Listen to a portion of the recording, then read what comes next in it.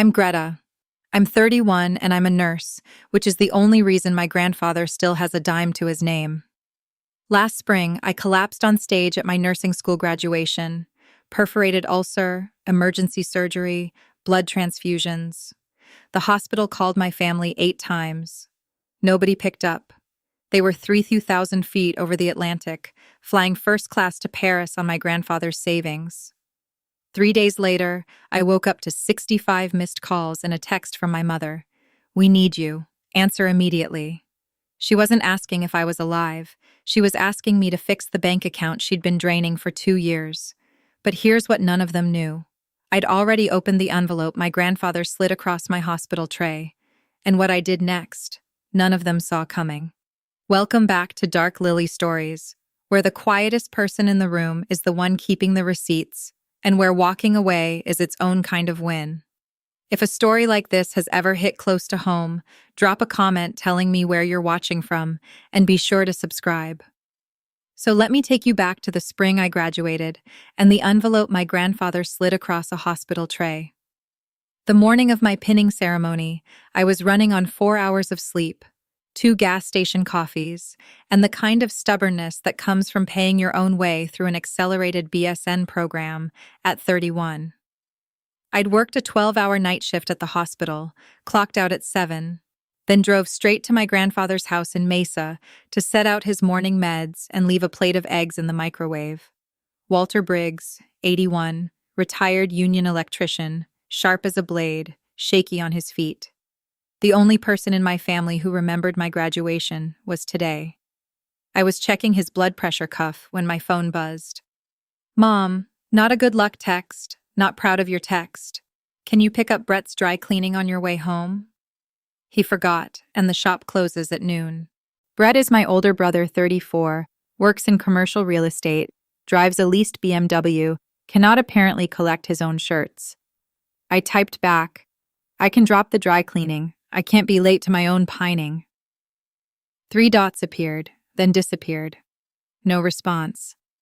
I kissed Grandpa's forehead, locked his door, drove across Tempe to pick up my brother's button-downs, hung them on the hook behind my passenger seat, and pulled into the parking lot of my apartment with exactly 40 minutes to shower, dress, and become the first person in my family to earn a nursing degree.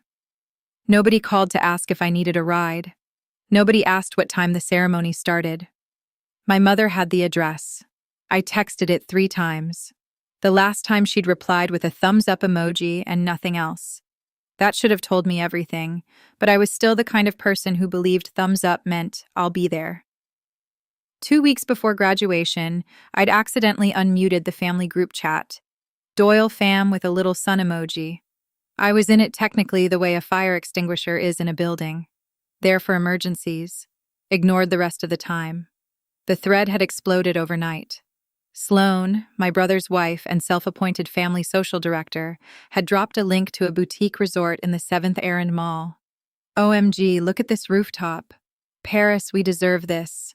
Mom, book it. I'll handle the flights. Brett, first class or nothing. Life's short." 47 messages, restaurant lists, packing tips, spa reservations, a full itinerary for the week of May 18th through the 25th. My pinning ceremony was May 20th. Not one message mentioned it. Not one message mentioned me. I scrolled. Sloane had posted a poll. Which Eiffel Tower photo spot? Vote. Mom voted. Brett voted. I read the whole thread twice, looking for my name, for an invitation, for even a Greta, you in? Nothing. 14 minutes later, Mom texted me separately. "Honey, we'll be traveling the week of your ceremony. Can you stay at Grandpa's while we're gone? He shouldn't be alone." There it was. Not an apology, not an explanation, just an assignment. "Keep an eye on Grandpa. You're good at that." I muted the chat again and went back to studying pharmacology. My hands were steady, my chest wasn't. I told myself it didn't matter. I told myself I'd been doing this alone for 4 years, working as a CNA through my 20s, putting myself through the divorce, saving for nursing school 1 shift at a time. I didn't need them in the audience. I just wanted them there. Grandpa Walter was the reason I became a nurse. When I was 23 and my marriage was falling apart, I moved into his spare room for 6 weeks. He never asked what happened. He just made coffee every morning, left the newspaper folded to the crossword, and said, "You'll figure it out, kiddo. You always do." He was the only person in my family who said that and meant it as a compliment, not a dismissal. Every Sunday for the past 2 years, I drove to his little ranch house on the east side of Mesa and spent the afternoon.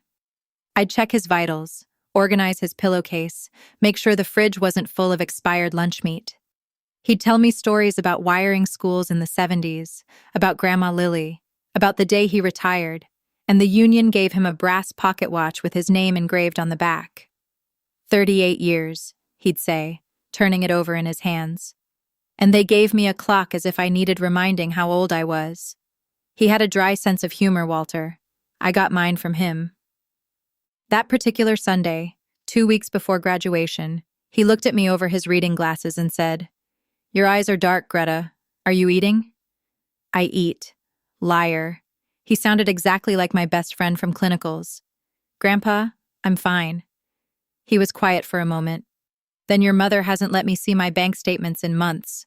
Says she's handling everything." I looked up. "What do you mean?" "I mean she picks up the mail before I can get to it. Told the credit union I need help with my accounts." He rubbed the back of his neck. "I don't like it, kiddo. Something feels off. I should have pushed harder. I didn't. I was too tired, too focused on finals, too busy being the responsible one." Here's what I didn't tell anyone that spring. I was falling apart.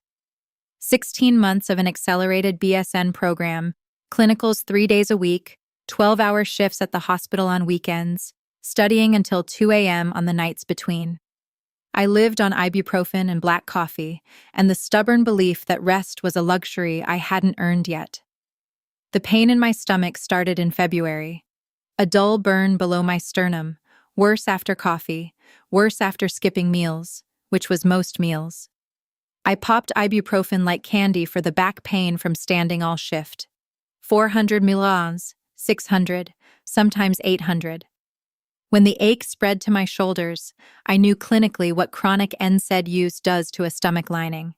I knew what stress does to gastric acid. I knew the warning signs. I also knew I had 6 weeks left until graduation and no time to be a patient. Maureen Voss, my charge nurse and clinical mentor, caught me wincing during a dressing change one Thursday. "Doyle, you look gray. It's fluorescent lighting. Makes everyone look gray." "It's not the lighting." She crossed her arms. "When's the last time you ate something that wasn't from a vending machine?" "Define." She didn't laugh. "I'm serious. You're running on fumes. 6 more weeks?" I said, "I can do 6 more weeks." What I didn't tell Maureen, I'd noticed my stool was dark, almost black. I knew what that meant. Every nursing student knows what that means. Upper G, I bleed, slow, probably, manageable, probably. But I told myself it was the iron supplements. It was easier to believe a comfortable lie than to sit in a waiting room I couldn't afford and hear a truth I couldn't schedule around. 10 days before graduation, I drove to Mom's house to ask about Grandpa's prescriptions.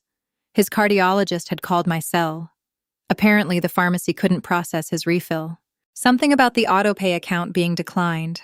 Mom was in the kitchen, laptop open, comparing luggage sets for Paris. Diane Briggs Doyle, 59, widowed 9 years, ran a tight ship and a tighter guest list.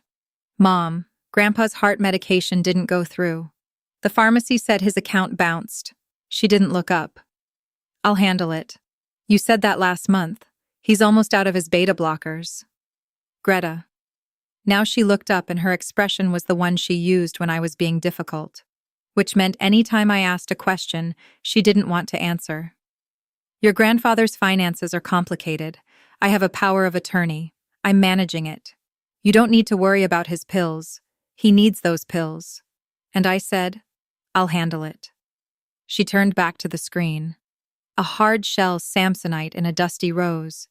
He doesn't even know what day it is half the time. I'm the one keeping track of everything.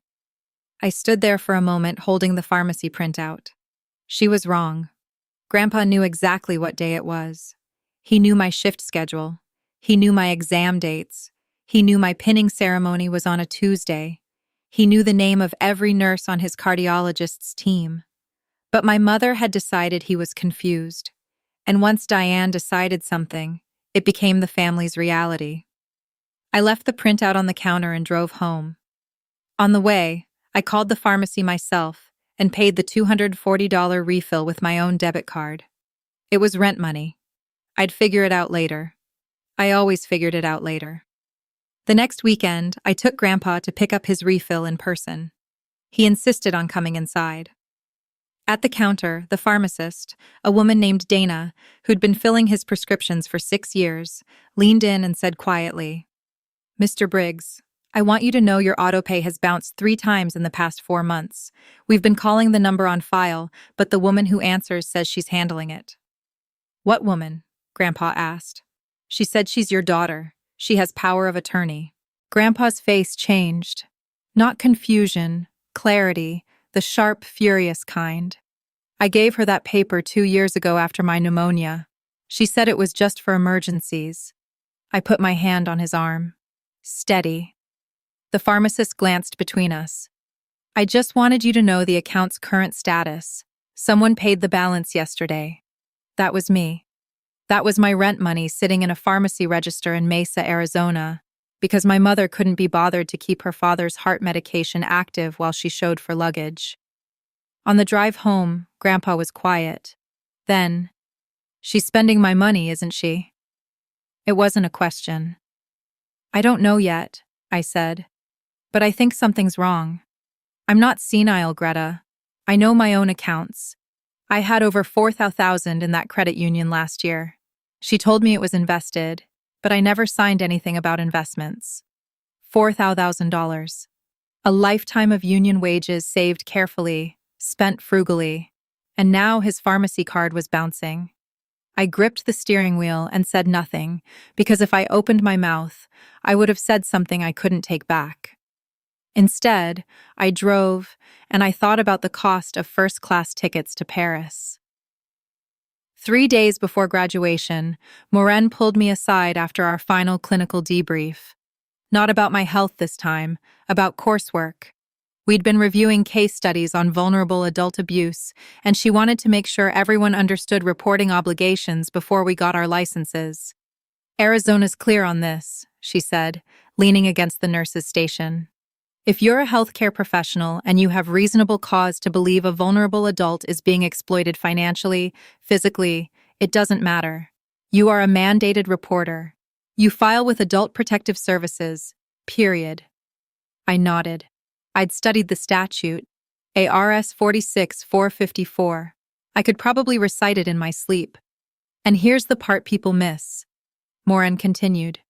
"Financial exploitation is the most common form. It's also the one families cover up the best because it doesn't leave bruises." She looked at me. Really looked at me. "You okay, Doyle? You've been somewhere else all week. Just tired. Tiring is normal. Gray and 15 lobes lighter than September is not normal. I'll rest after graduation." She sighed. The sigh of a woman who'd been a nurse for 26 years and knew exactly when someone was lying about being fine. "One more thing," she said as I turned to leave. "If your gut says something's wrong with a patient, with a family member, with anyone, document it. Write it down. Dates, amounts, names. That's not paranoia. That's the job." I drove home thinking about pharmacy receipts and bounced auto pays and $4,000 that might not be invested anywhere. I thought about Grandpa's face at the pharmacy counter. I thought about my mother comparing Samsonite luggage while his medication account sat empty. Document it. Dates, amounts, names. The job hadn't even started yet, and it was already following me home. 2 nights before the trip, Mom hosted a bon voyage dinner. Her words, Sloan brought wine, Brett brought his appetite, I brought a casserole, and the faint hope that someone would mention my ceremony. We sat around Mom's dining table, the same table where I'd done homework as a kid, where Dad used to carve the Thanksgiving turkey before cancer took him when I was 22. Mom raised her glass to finally get away to Paris to family.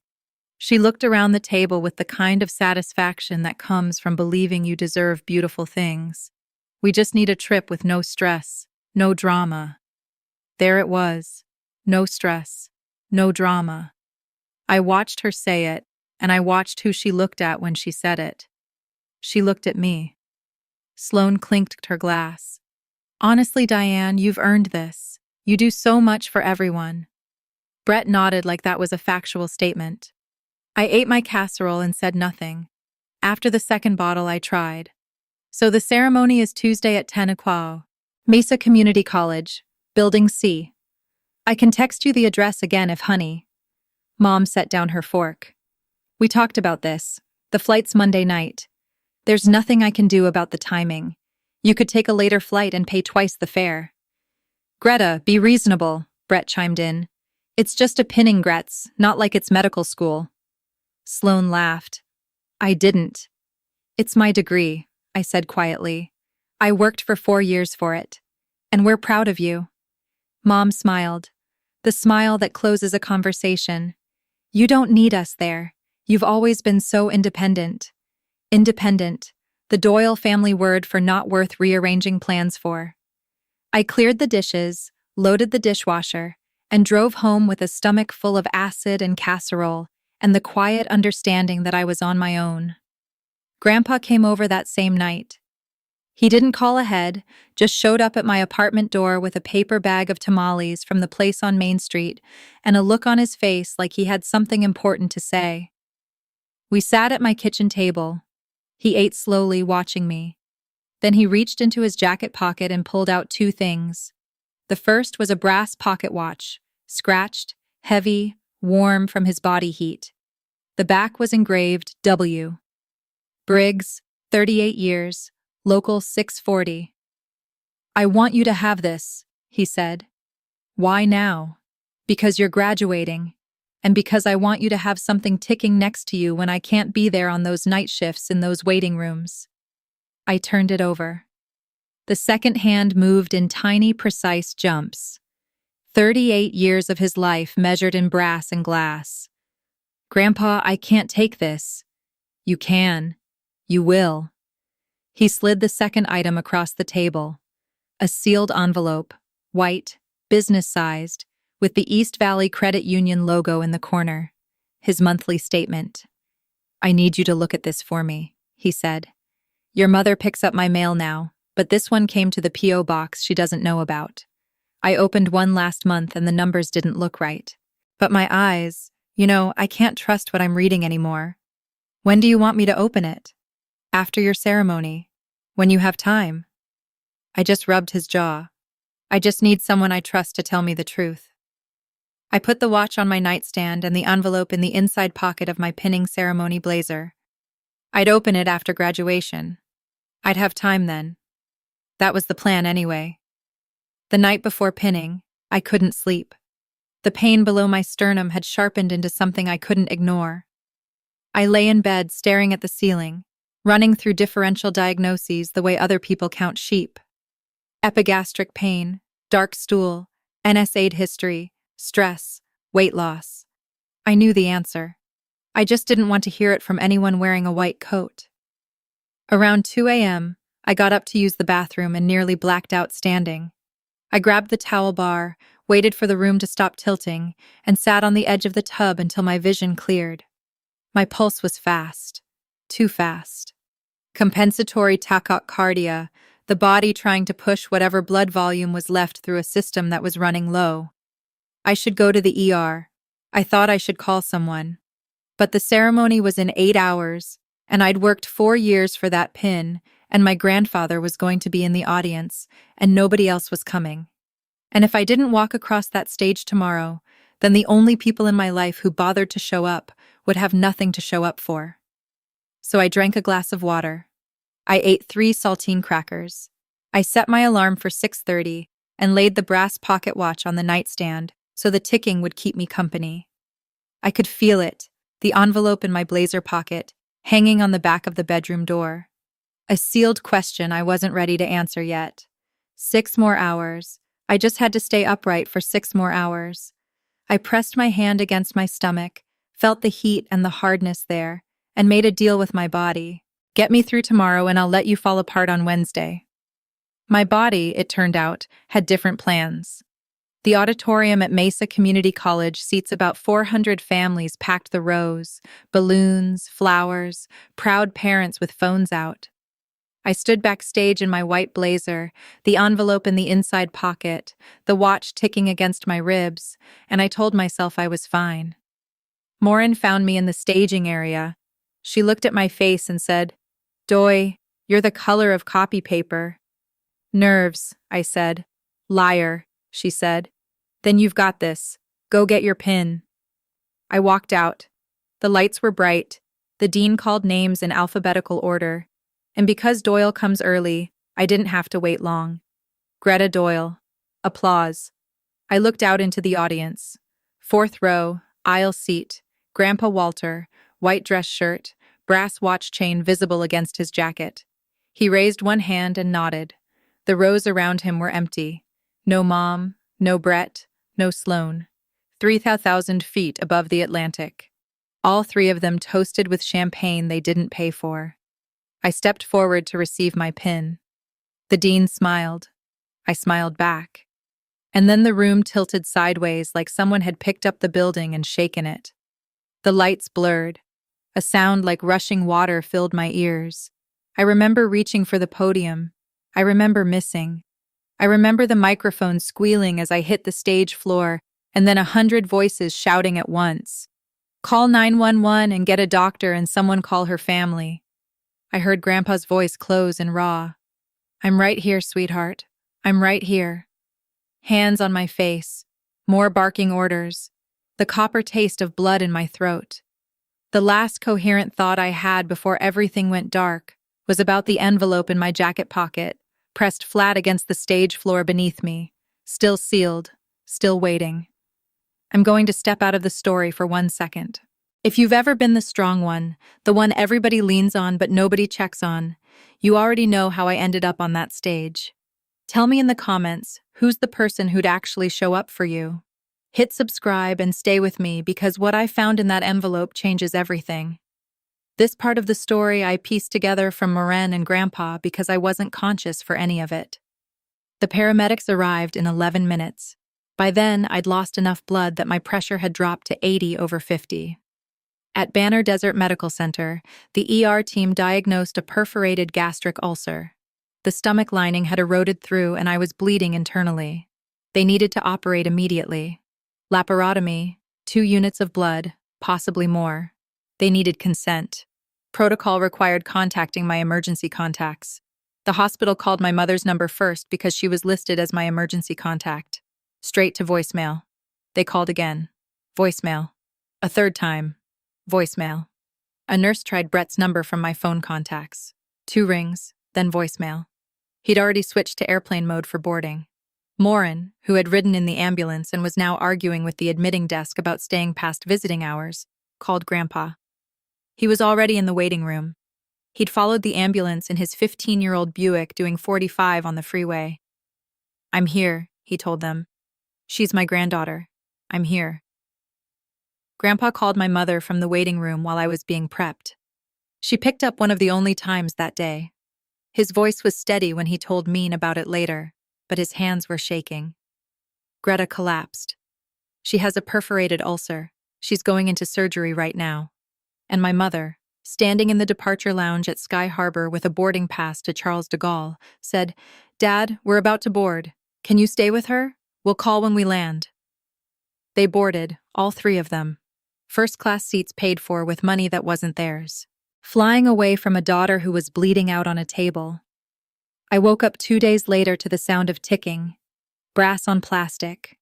The pocket watch sitting on my hospital tray, second hand moving in its tiny jumps.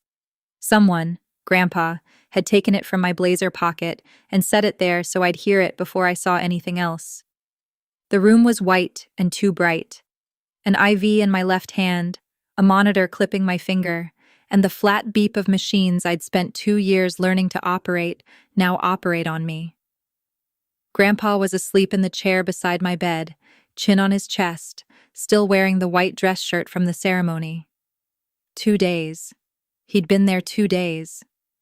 Morin appeared in the doorway with a cup of coffee and eyes that looked like she'd been crying. "Welcome back, Doyle. Did I get my pin?" She held it up, a small gold audacious on a backing card. "I pinned it to your gown while you were out. Figured you earned it." I almost smiled. Then I reached for my phone. It was charged. Marine's doing, and sitting face down on the tray. I flipped it over and opened the notifications. 42 unread messages, an Instagram tag from the Doyle fam group chat.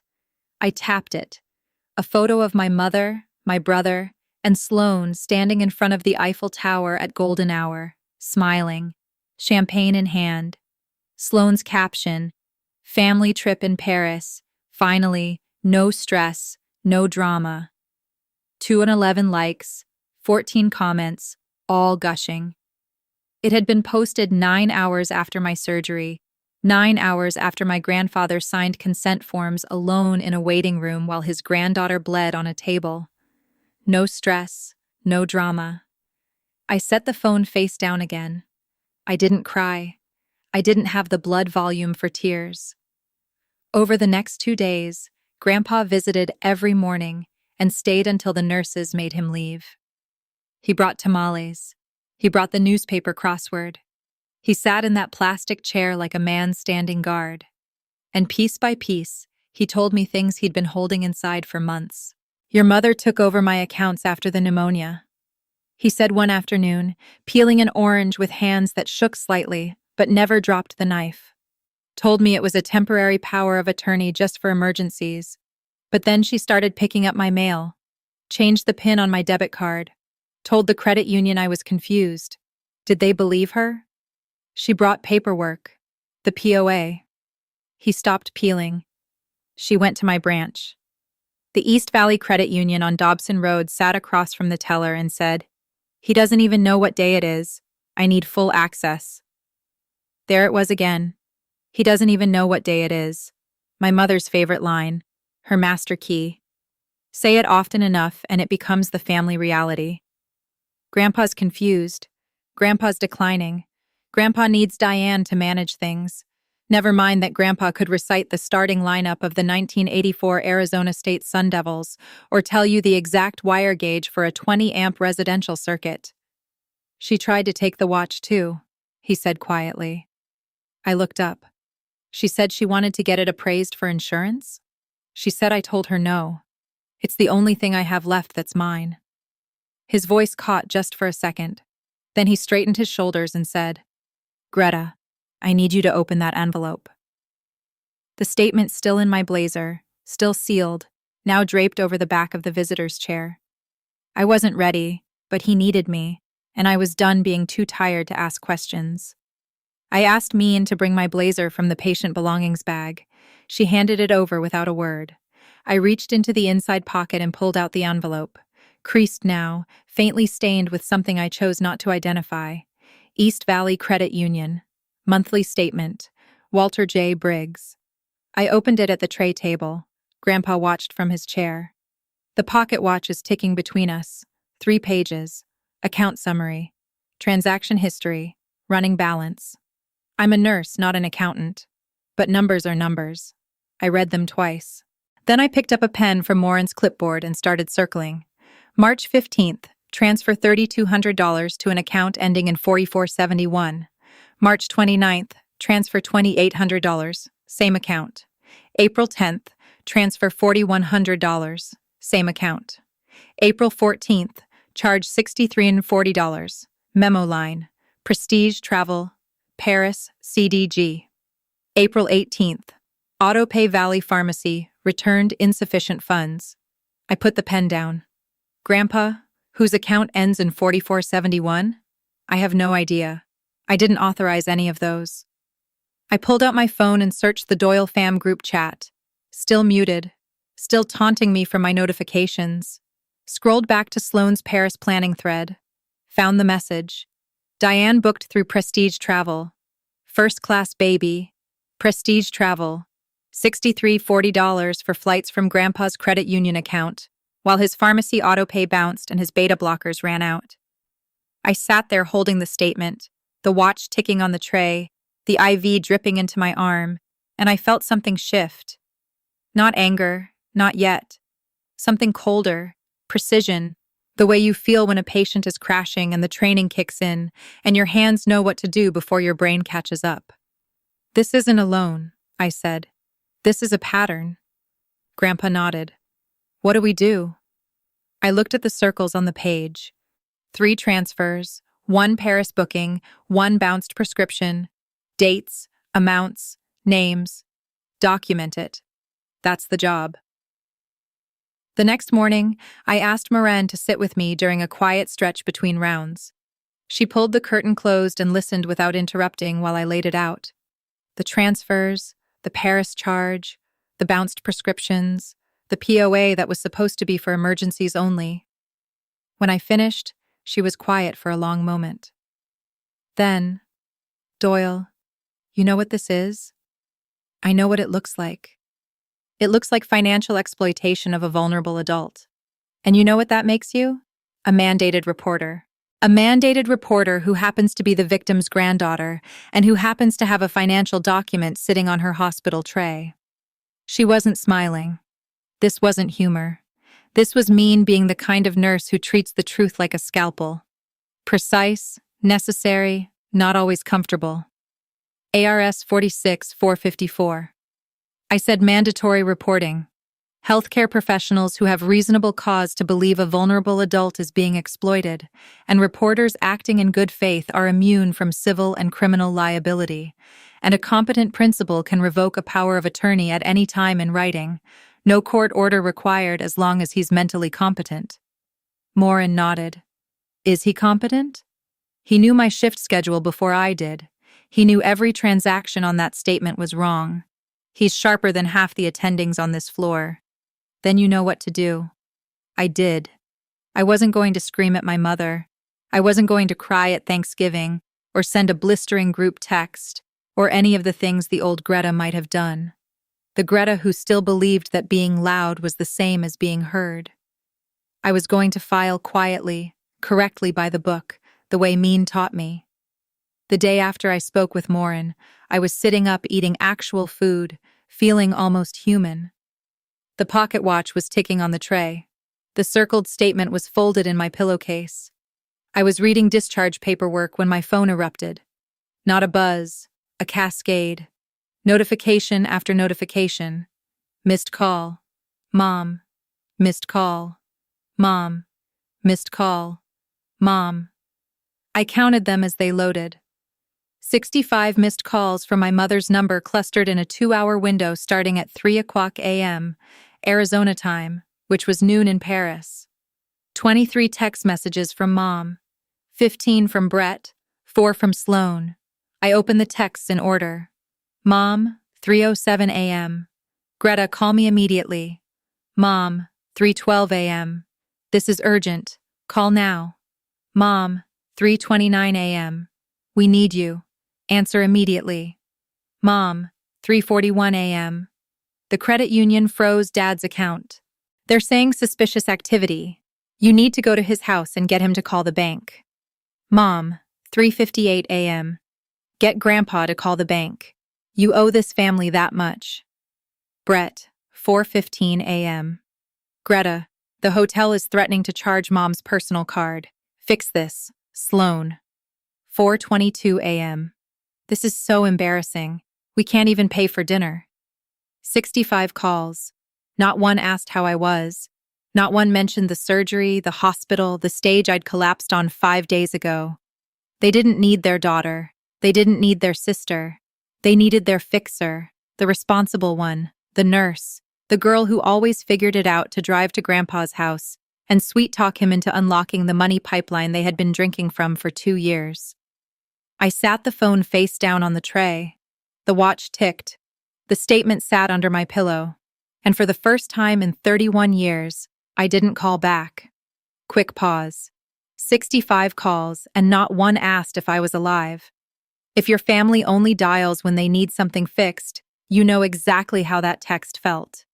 So here's where I stop apologizing and start protecting the one person who actually showed up. Subscribe if you want to see what I did with that envelope. Now back to it. I was discharged later that week with a list of restrictions, a bag of medications, and strict orders to rest for 3 weeks. I drove to Grandpa's house instead. The porch light was off. Mail was stacked inside the screen door. 5 days' worth because the woman who was supposed to be managing his affairs was in Paris spending his savings. I let myself in with my key. The house smelled like stale coffee and loneliness. Walter was in his recliner watching the news, looking smaller than I'd ever seen him. Greta. He stood up. He shouldn't have. His knees are bad. But he stood. Shouldn't you be in bed? Probably. I sat down in my bag. But I need to show you something first. I told him about the 65 calls, the texts, the frozen account, the fact that not one of them asked about me.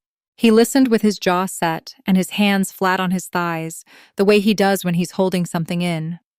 Then I showed him the circled statement. He studied it for a long time. She's been taking it, he said. Not borrowing, taking.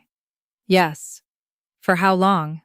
At least these 3 months, probably longer. We'd need older statements to be sure. He was quiet. Then he pointed at the dining table. A glossy brochure for a place called Desert Sage Memory Care. She left that before the trip. Told me it was just in case. Told your brother to bring it up at a family meeting when they got back. I picked up the brochure. I looked at the photos of smiling seniors in beige hallways. She wants to put you in a facility. She wants to put me somewhere I can't ask questions. He looked at me, and his eyes were the clearest I'd ever seen them. Greta, tell me what to do the right way. The right way started with a phone call. I sat at Grandpa's kitchen table with the statement, a notepad, and my laptop, and I did exactly what Morin had trained me to do. Document, report, protect. First call, Arizona Adult Protective Services. I identified myself as a nursing graduate and mandated reporter. My license wasn't official yet, but under Arizona law, the reporting obligation applies to any healthcare worker with reasonable cause, and I had 3 pages of reasonable cause highlighted in blue ink. The caseworker who took the report was a woman named Teresa Holloway. Calm voice, detailed questions. She assigned a case number and said an investigator would follow up within 72 hours. Second call, an elder law attorney named Kathleen Marsh, whose name I found through the Arizona State Bar's referral service. I explained the situation. PA agent making unauthorized transfers from a competent principal's accounts. Pharmacy autopay bounced. Potential exploitation. She asked one question. Is your grandfather mentally competent? He told me the exact date of every unauthorized transfer before I showed him the statement. Good. Then he can revoke the power of attorney himself. No court needed. He just needs to sign a written revocation and notify the credit union. Third call, the fraud department at East Valley Credit Union. I didn't identify myself as the granddaughter. I identified myself as a healthcare professional reporting suspected financial exploitation of a member. They put me through to a supervisor. I gave them the case number from APS. They said they'd flag the account for forensic review and that pending transfers might be reversed, but older withdrawals, their words, may not be recoverable. May not be. Means voice in my head. Hedge. Don't promise what you can't deliver. I wrote everything down. Dates, times, names, case numbers. The job doesn't stop when the shift ends. 2 days later, Kathleen Marsh came to Grandpa's house with paperwork. She sat across from him at the dining table, the same table where the memory care brochure was still sitting, and walked him through every document. Revocation of power of attorney, new durable power of attorney, naming me, Greta Doyle, as agent, healthcare proxy, also naming me. Written notification to East Valley Credit Union to remove Diane Briggs Doyle as authorized user and to accept no further transactions from her. Grandpa read each page. He asked questions, good ones, specific ones, the kind that made Kathleen raise an eyebrow and say, Mr. Briggs, you're sharper than most of my clients half your age. I was an electrician for 38 years, he said. I know when someone's crossed the wrong wire. He signed everything. His signature was slow, arthritis, but steady. When he was done, he set the pen down and looked at me. How long do you think she's been doing this? The statement only covers 3 months, but the pharmacy said the auto-pay has been bouncing since January. Kathleen thinks we should request 12 months of records to see the full picture. And the Paris trip charged to your account, the $6,000 travel booking, the first-class flights, all of it. Grandpa picked up the brass pocket watch from the table and turned it over. 38 years local 64. Oh, she tried to take this too, he said. Said she wanted to get it appraised. I took his hand. She can't touch it. She can't touch any of it. Not anymore. He nodded. Slow. Sure. My money, my name, my decision. I'm still here. The revocation was filed that afternoon. The credit union received notification by end of business. Diane didn't know yet. She was still in Paris, still posting photos, still believing she held the keys. Brett called me that evening. I'd been expecting it. The family's charm offensive always starts with him. The golden boy, the one who never had to work for a warm reception. Hey, Gretz.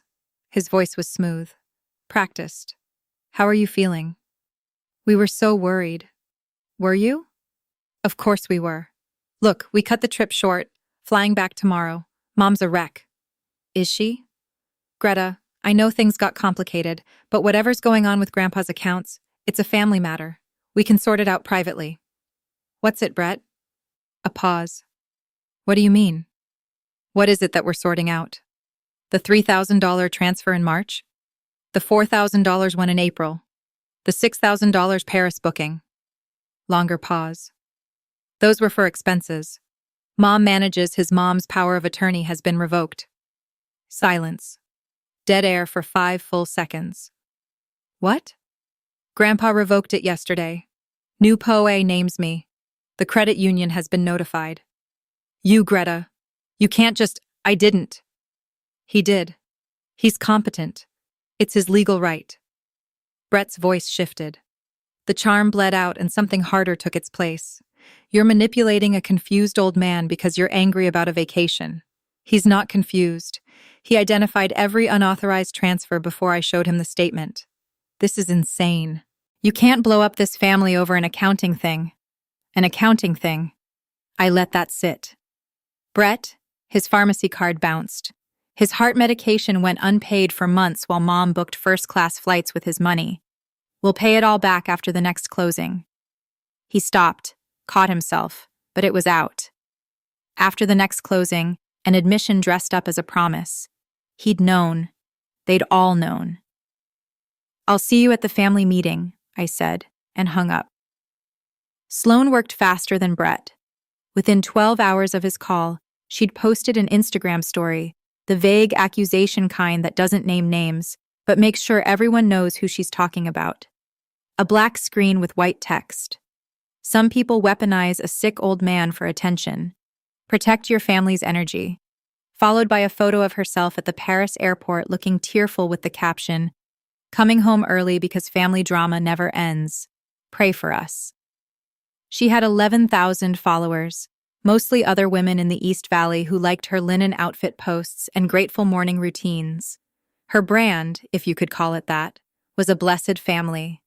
Every brunch photo, every vacation reel, every "my husband is my best friend" caption was part of a carefully curated image that now had a crack running through it.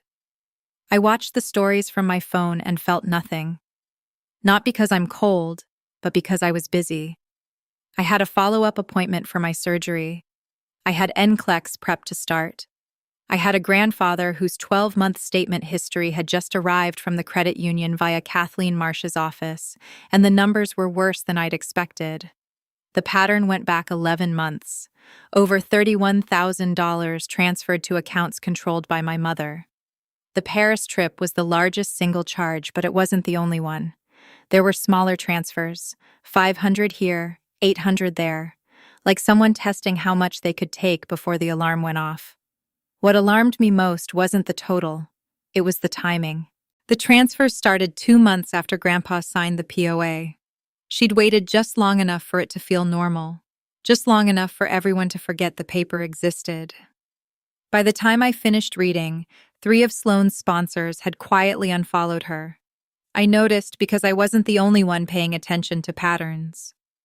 Mom called me the night before the family meeting. I picked up because I wanted to hear what she'd say when the script ran out. Greta. Her voice was thick, rough, like she'd been crying. We need to talk before tomorrow. I'm listening. I know you think I'm a monster, but you don't understand what it's been like. She paused, and I heard something I hadn't heard from my mother in 9 years of widowhood. Genuine exhaustion. When your father died, the life insurance barely covered the funeral. I had 2 kids, a mortgage, and a credit score that was already underwater. I started borrowing from Dad's account. Small amounts just to cover Brett's rent deposit and the car payment, and then it wasn't small. No. Her voice cracked. It got easier every time. I told myself I'd pay it back. I told myself he had more than he needed. I told myself he wouldn't even notice. His medication bounced. Mom, I know. For 4 months. I know.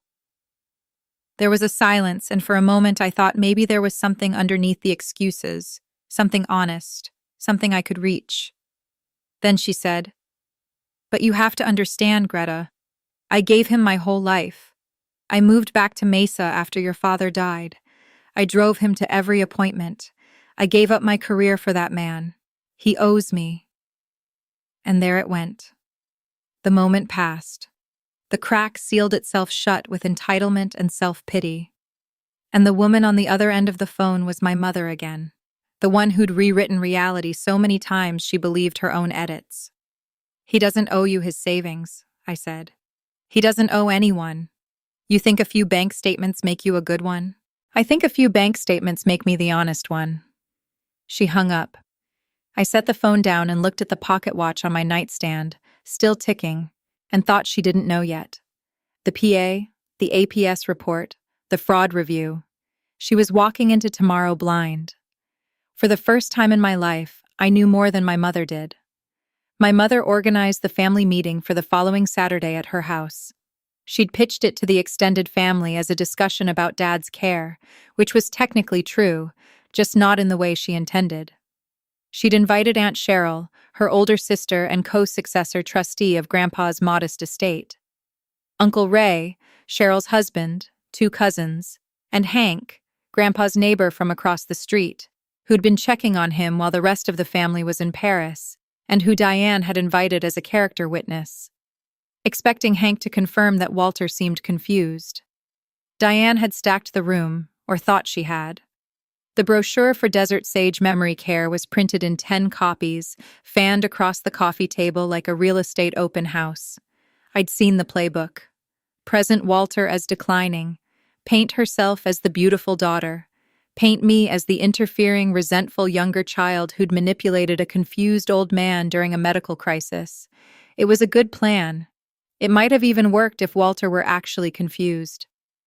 I called Grandpa that morning. "Are you sure you want to come? I can handle this. Greta, I've sat in my house for 2 years while my daughter told everyone I was losing my mind. I'm coming. The attorney says you don't have to speak. Just being present and coherent is enough. I'm not going to sit there like a prop." I heard the click of the pocket watch opening. I know what day it is, I know what time it is, and I know who took my money. I put on the only blazer I owned that still fit after losing 15 pounds in the hospital. The same one I'd worn to pinning, the one with the envelope pocket. Grandpa wore his white dress shirt and his union jacket. We looked like 2 people going to a funeral. In a way, we were in Diane's living room. 2 p.m. 12 people packed into a space designed for 6. Aunt Cheryl on the love seat. Uncle Ray beside her with his arms crossed. 2 cousins I hadn't seen since Thanksgiving. Hank from across the street looked uncomfortable in a folding chair. Brett on the couch with Sloane, who was dressed like she was going to a press conference. And Mom standing at the front of the room next to a small folding table.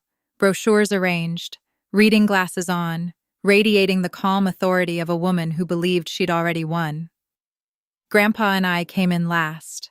He walked slowly, his knees, but he walked straight. I stayed half a step behind him and said nothing. "Thank you all for coming," Mom began. "I called this meeting because I'm worried about Dad." She picked up a brochure. "As many of you know, Dad's been declining. Confusion, forgetfulness. He can't manage his own affairs anymore, and I've been doing my best, but it's gotten to the point where we need to talk about next steps." She glanced at me. "Unfortunately, Greta has been inserting herself into Dad's financial decisions during a vulnerable time while I was away caring for the family." "You were in Paris," I said quietly. She blinked. "I'm afraid she may have influenced Dad into making some decisions that aren't in his best interest." Aunt Cheryl looked at me. Hank leaned forward. Brett studied his shoes. Mom turned to Grandpa, who was sitting in the armchair by the window, hands on the armrests, jacket buttoned. "Dad," she said gently, in the voice you'd use with a confused child, "can you tell everyone what day it is?" She smiled. The room waited, and Grandpa reached into his pocket. The brass pocket watch caught the light as he pulled it out. Scratched, heavy, engraved on the back with 38 years of service. Every person in the room watched him press the release. The lid popped open with a soft click that sounded in the silence like a starting gun.